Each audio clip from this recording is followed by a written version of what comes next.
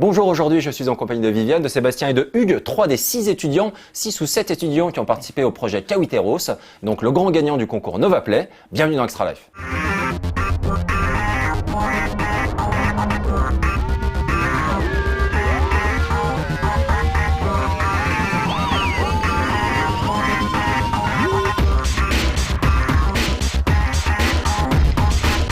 Alors, le concours NovaPlay, on a eu l'occasion d'en parler dans les news 101%. Donc on a abordé de temps en temps un jeu parmi tous les jeux sélectionnés pour ce concours étudiant. Donc il faut savoir, donc les prix ont été remis là tout récemment, c'était au mois de juin, le 11 juin.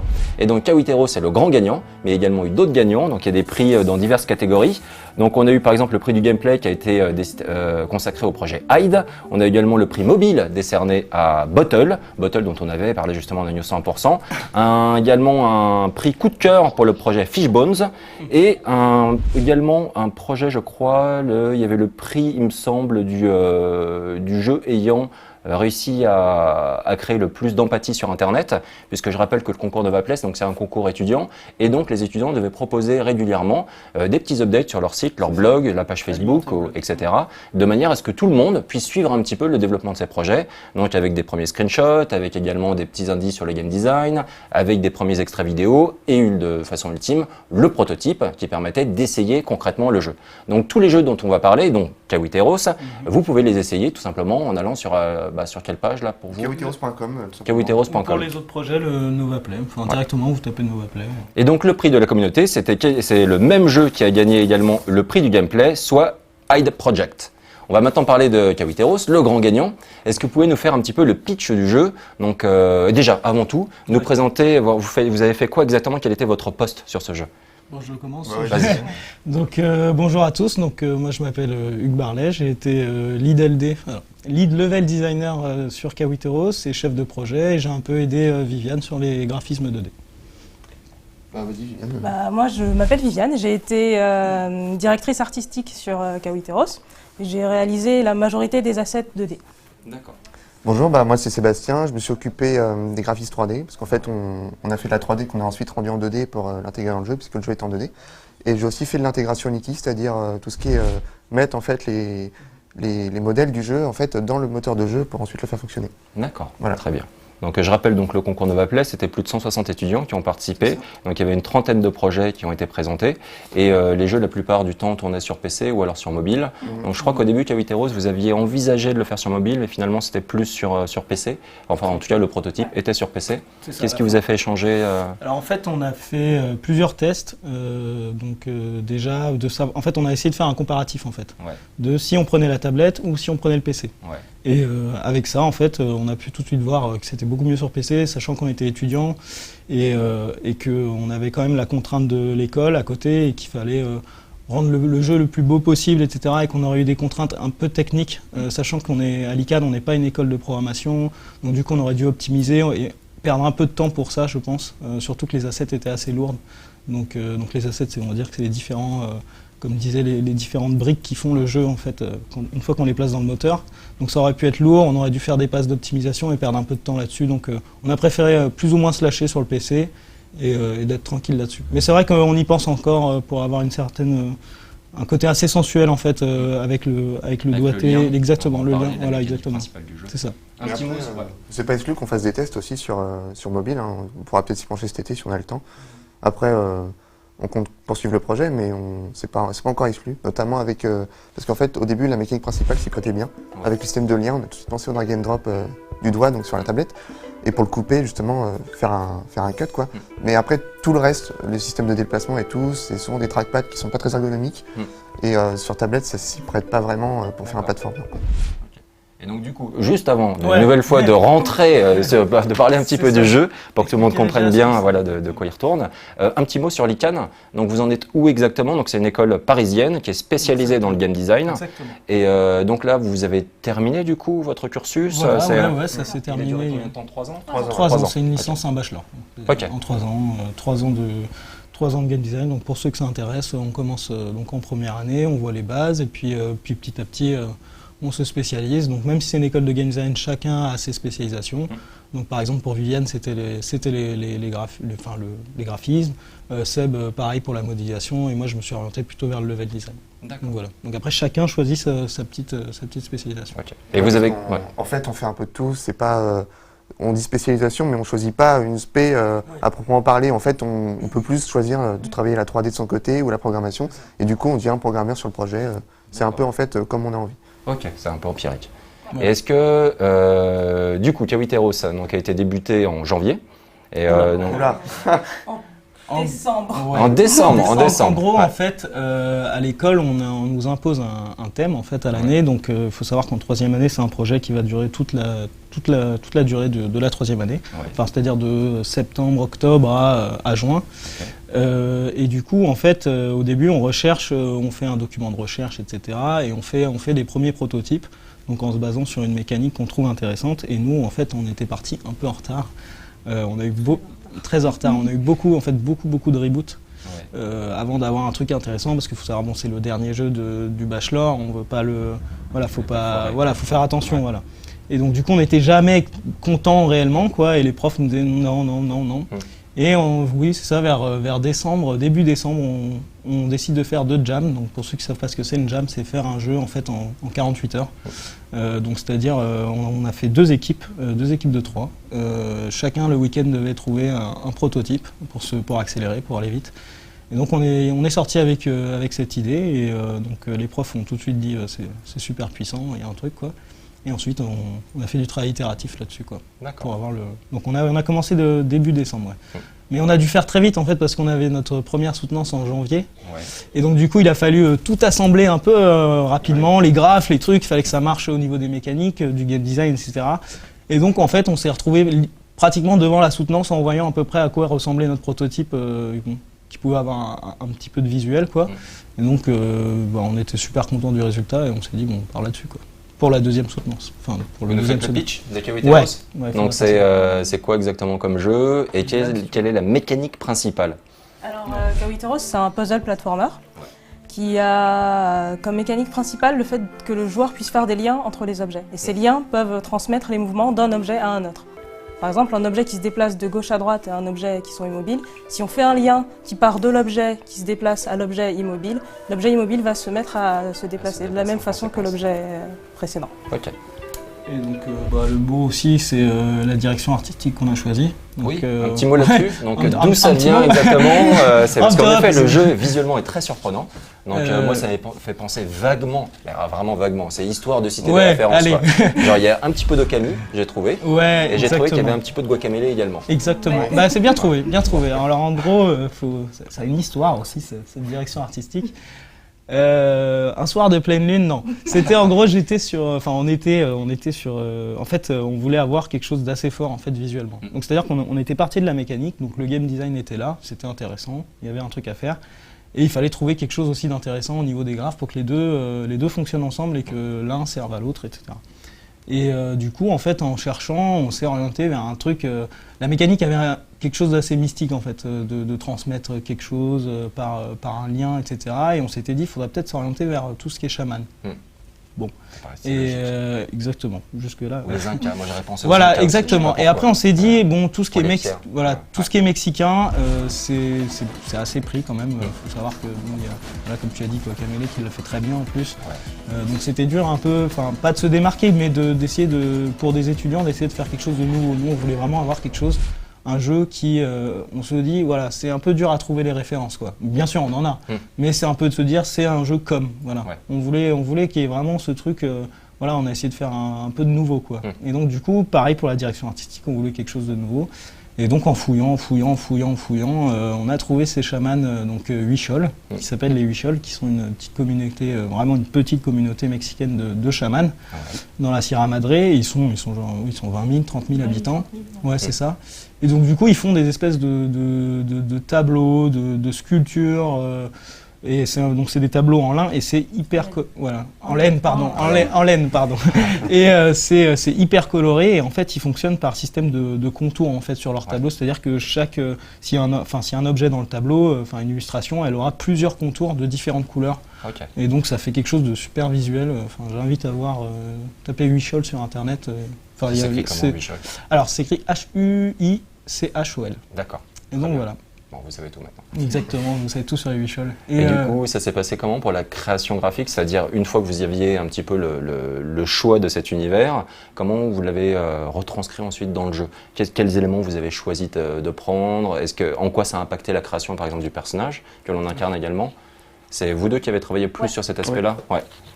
Vas-y, viens. Ouais, j'y vais. Alors, au tout début, on s'était concentré uniquement sur l'aspect des contours. Ouais. Donc, on avait la majorité de nos éléments qui avaient tous des contours, tout était fait à base de contours. Au fur et à mesure, on a plus raffiné, on s'est plus approché des motifs utilisés dans ces tableaux, c'est-à-dire le motif du cerf, du peyote, qui est un petit cactus mexicain, le motif du maïs. Plusieurs motifs qui sont traditionnels pour les Huichol et qu'on a réinterprétés dans notre art. Et donc, par exemple, le cerf s'est retrouvé un petit peu sur l'avatar. Ouais. Parce qu'il faut savoir que le cerf, pour les Huichol, c'est un animal sacré. Ouais. C'est-à-dire qu'ils ont une trinité dans leur religion qui est faite entre le peyote, le maïs et le cerf. Ok. C'est une longue histoire. Ça fait des bonnes soirées. Il faut savoir que le peyote est un cactus hallucinogène. Oui, ouais. Provoque des tripes aux chamans qui font ensuite les tableaux. Donc, D'accord. C'est les seuls au Mexique à tout pouvoir s'explique. l'utiliser légalement en plus. Ouais. Ok. C'est encore très... Dans leur truc religieux Voilà, uniquement. les Mexicains les laissent vraiment tranquilles là-dessus parce que c'est quelque chose de très historique, ils sont là depuis très longtemps. leur Donc tradition, voilà, c'est ça, on les laisse. C'est une des seules communautés indigènes à avoir gardé son identité indigène, D'accord. à pas avoir été polluée par les conquistadors. Ouais. Ok, très bien. Donc voilà, donc comme le disait Viviane sur le cerf, c'est Viviane qui a fait l'aspect graphique, à quoi va ressembler. Donc ça c'est pareil, on a eu un travail itératif. On a travaillé aussi avec nos professeurs pour avoir on voulait vraiment un avatar qui soit énigmatique mais aussi plaisant à regarder en fait. Et là on s'est beaucoup inspiré de Journée. Je pense que si on voit le jeu, on a la robe, on a aussi le masque qui ressemble un peu à du Miyazaki, un peu. Tout à fait, ouais. Il y a quelque chose. Mononoke, Voilà, exactement. Et on voulait quelque chose d'assez, gracieux, on va dire, quoi, que ce soit l'avatar soit, c'est ça, comme Journée, assez, voilà, c'est planant, flotte, voilà, exactement. Donc voilà, on est parti là-dessus. Et puis ensuite, petit à petit, au début, on était plus dans de la retranscription en fait de ce qu'on voyait. On va mettre des contours sur nos objets, puis petit à petit, on a commencé à se le réapproprier, à faire un peu nos propres initiatives, en fait, à huicholiser, comme on disait. On finissait par avoir des termes. À visualiser nos objets pour avoir ce qu'on voulait, en fait, et à créer aussi notre propre art, en fait, notre propre direction artistique, du coup. Et du coup, vous avez aussi su créer des environnements très vivants. Donc, il y a plein de petits animaux qui se baladent un peu partout, etc. Il y a eu beaucoup de travail au niveau des animations. En fait, pour l'aspect, donc je laisserai Seb et Viviane parler des animations, mais pour l'aspect, le monde animé, moi je les ai beaucoup emmerdés avec ça, si je puis dire. Parce que j'y tenais, je trouvais que ça rajoute. J'étais assez pointueux là-dessus parce que je trouvais que c'est ce qui dégageait de la vie, quelque chose de très vivant, quelque chose qui entoure en fait. Je voulais que l'avatar se sente entouré, que le joueur se sente entouré par de la vie et surtout que tout soit non létal en fait. Et du coup, on s'est beaucoup inspiré par exemple de Rayman Legends, des Rayman avec leur plan 2D ou même le dernier layer, même le dernier plan au fond, il est animé, il y a quelque chose d'animé, même si c'est des animations très simples, c'est-à-dire juste un arbre qui bouge, voilà, des petits écureuils par-ci par-là, ça reste aussi, si le joueur s'arrête, c'est vivant quand même en fait. Donc ça, je voulais que ce soit, voilà, quand on passe, il y a des arbres qui poussent devant nous. C'est vachement beau. Ouais. En effet, quand on se déplace, il y a des tout petits arbres qui finissent par grossir, ensuite il y a des fleurs qui apparaissent. Du coup, ça c'était énormément de travail. En plus, ça servait deux choses. Ça servait d'une part la direction artistique, c'était joli, c'est assez plaisant à passer et puis faire pousser les arbres. Mais c'était aussi, en termes de level design, ça indique au joueur qu'il est sur la bonne voie. C'est quelque chose de, quand il va passer devant, ça va pousser. et il sait déjà que s'ils sont debout, il est déjà passé par là. Donc ça, ce serait pour la suite du projet. S'il y a des niveaux où il y a plusieurs passages, ça lui fait des repères pour savoir où il est déjà passé, par exemple. Ok. Voilà, c'est un petit... Très bien.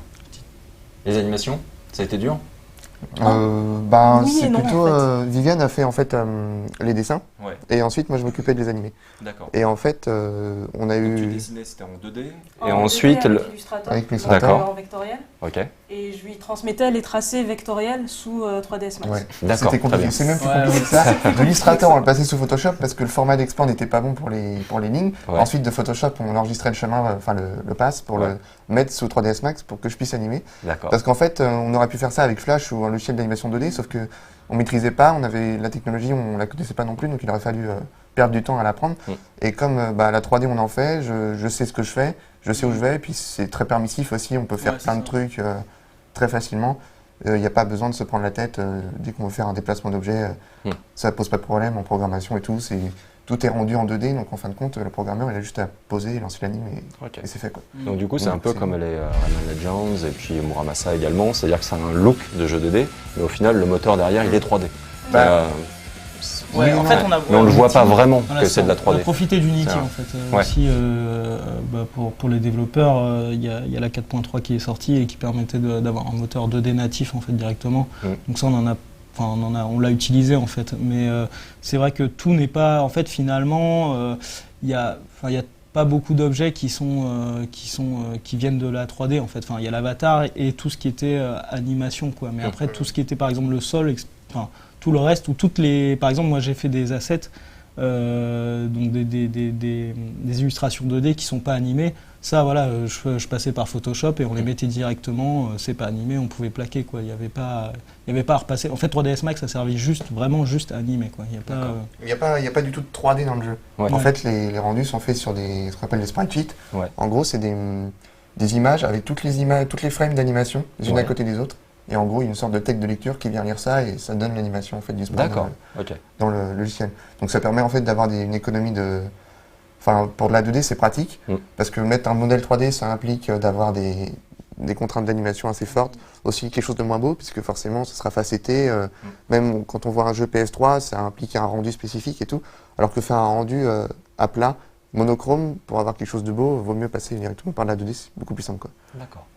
Est-ce que vous pouvez nous dire un mot sur le titre du jeu, Kawiteros? Ça vient d'où? Alors, Kawiteros. Kawiteros, c'est un mot utilisé par les Huichols pour leur leader de communauté en gros. C'est-à-dire les personnes qui sont en charge de maintenir la communauté ensemble, de faire les relations avec le gouvernement mexicain. Et ouais, D'accord. Ça se traduit par ancêtre. Ok. Voilà. ancêtre ou ancien. Comme on a justement des arbres de parenté, en fait, c'est Voilà, un peu on a ça, joué est là-dessus. parti, une sorte de généalogie, en fin de compte, qu'on crée avec des liens. Ouais. Et donc, du coup, on a trouvé ce mot-là qui... Voilà. Qui correspond Voilà, à ce qu'on voulait l'ancêtre, faire. c'est le parent, c'est Ouais. c'est ce qui va donner les liens ensuite aux autres objets qui seront, voilà, si on prend un arbre de parenté, les fils, voilà, les D'accord. petits-fils, etc. Là, en ce moment, le prototype propose, je crois, 3 niveaux, donc jouables, 2 niveaux et demi. Ouais, en fait, il y a... 2 niveaux virgule 1. Ouais, voilà, c'est ça. Voilà. En gros, on a un 3e niveau. En fait, on a du contenu en termes de level design. Ouais. C'est sur papier, tout est là. Mais le plus long à faire, c'est ces assets graphiques, justement. Ça prend beaucoup de temps. Et vu qu'on est pointilleux, du coup, on travaille beaucoup, etc. On revient. Donc, le level design est là. Donc, on a le level design qui est dans le proto, mais il n'y a pas la couche graphique. Il y a encore plein de trucs à J'ai vu qu'il y tester. avait aussi des mécaniques de gameplay qui n'étaient pas exploitées là encore, Exactement. comme la possibilité avec certaines plateformes qui bougent dans la profondeur, Ouais. donc du coup de rapetisser ou de grossir son personnage. C'est ça. Donc ça peut permettre pas mal de choses Exactement. pour le Alors, futur. pour ceux qui nous regardent, en fait on a plusieurs blocs Ouais. dans le jeu. On a différents blocs qu'on a designés et qui servent à faire des interactions en fait avec. Donc comme nous disait Viviane, il y a celui qui fait la translation, Oui, tout à donc qu'elle fait. soit horizontale ou verticale. On a celui qui fait la tourne. rotation, Ouais. voilà exactement. On a celui qui fait l'orbite en fait, donc c'est-à-dire qu'il fait une rotation autour de l'objet et pas sur lui-même en fait. Ouais. On La a, gravité aussi. on a la gravité, donc ça c'est un bloc tout simple, c'est-à-dire que quand on le lâche, il tombe. Ouais. Et on a les blocs fixes, donc eux par contre si on les lâche, ils restent, il évite en fait. Ouais. Et on a le dernier bloc, donc qui est le bloc du scale, donc le redimensionnement uniforme. Il faut le dire en français, voilà, faut le dire en français parce que scale c'est voilà, donc le français est là pour ça. Et en fait celui-là, il est assez intéressant parce que il permet en fait de, si par exemple l'avatar se lie à lui en fait. Il va prendre son mouvement et du coup il va pouvoir rapetissir ou devenir géant en fait. Donc l'avatar va pouvoir passer soit dans des petits endroits, soit au contraire sauter plus haut, aller plus vite. Donc voilà. Et donc ce qu'il faut savoir c'est l'interaction en fait entre tous ces blocs, la combinaison entre tous ces blocs, donc ça devient vraiment intéressant. On peut commencer un peu à s'amuser avec. Il y a un aspect un peu joué, un peu bac à sable en fait. Oui. C'est-à-dire que le joueur il peut passer un peu comme il veut. Expérimenter. Voilà, il expérimente, il fait sa création. S'il veut se faire un escalier, il se fait un escalier. S'il veut se faire par exemple une sorte d'élévateur avec en prenant un bloc fixe et puis ce qu'il y a dans la démo, un bloc fixe et puis un bloc de translation verticale, il peut le faire, pas de souci. C'est à lui de. Ok. Et donc du coup, comment ça va se passer pour la suite? Puisque certains d'entre vous vont poursuivre leurs études dans d'autres écoles, d'autres vont faire des stages, peut-être attaquer la vie professionnelle direct derrière. Quand vous allez pouvoir finir ce jeu éventuellement et peut-être le sortir dans une version plus aboutie, comment ça se passe pour la suite? Vous y avez réfléchi ou... Ce sera Bah, beaucoup de on est en train de week-ends. réfléchir. Ouais. Ouais, on est encore en fait en train de. Justement, là, on vient de passer nos soutenances, donc on a chacun eu nos petits jours de vacances entre guillemets. Ouais. Et donc là, on reprend. Et là, c'est vrai que je suis en train de voir moi comment on va s'organiser parce que voilà, on est tous en stage. Et puis ouais, comme tu l'as dit, il y en a qui partent dans des écoles. Ils ne sont pas forcément parisiens non plus. Non, donc, non, là, nous, on va à Valenciennes, à Super Info Game, donc ça va être. Enfin, c'est pas la porte à côté non plus. Enfin, ça va, mais. On vise les Michelin aussi, je crois. Ouais. Peut-être. Ouais, mais l'année d'après. D'accord. Ouais. Ok. Donc du coup, en fait, ça va être les dimanches, je Ouais. pense. Ça va se passer comme ça. Le dimanche, les vacances. Les dimanches, les vacances, le soir.